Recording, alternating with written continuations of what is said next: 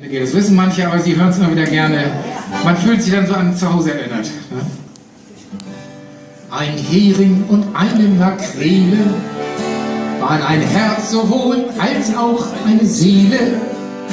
Er schwamm mit ihr durch die Kanäle, auf dass der Makrele nichts fehle.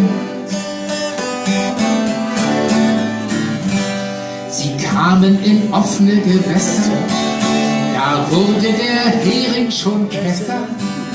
Er sprach, sei mein Weib, das wär besser. Sie sprach, ei du süßer Erpresser.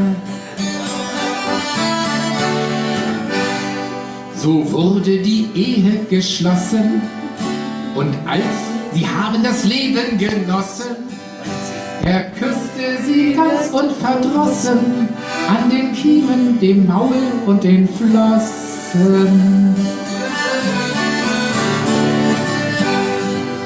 So flitterten sie in den Wogen, und als ein paar Wochen verflogen, da wurde ihr so seltsam im Rogen, sie hat keine Miene verzogen. Was nutzt es, dass ich es verhehle? Sie wurde jetzt Mama Makrele. Doch er sprach, ehe ich mich drum quäle, erlaubt mir, dass ich mich empfehle. Sie senkte gekränkt ihre Lider und blickte empört auf ihn nieder. Ihr Mannsleut seid herzlose Brüder, im Fischgericht sehen wir uns wieder. Der Schuft ward gefangen im Norden, da fängt man den Hering in Fjorden.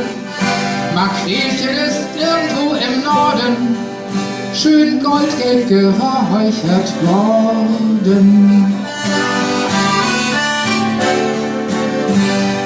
Ein Wiedersehen gab's, wenn's auch Spat war, im Fischgeschäft, das delikat war.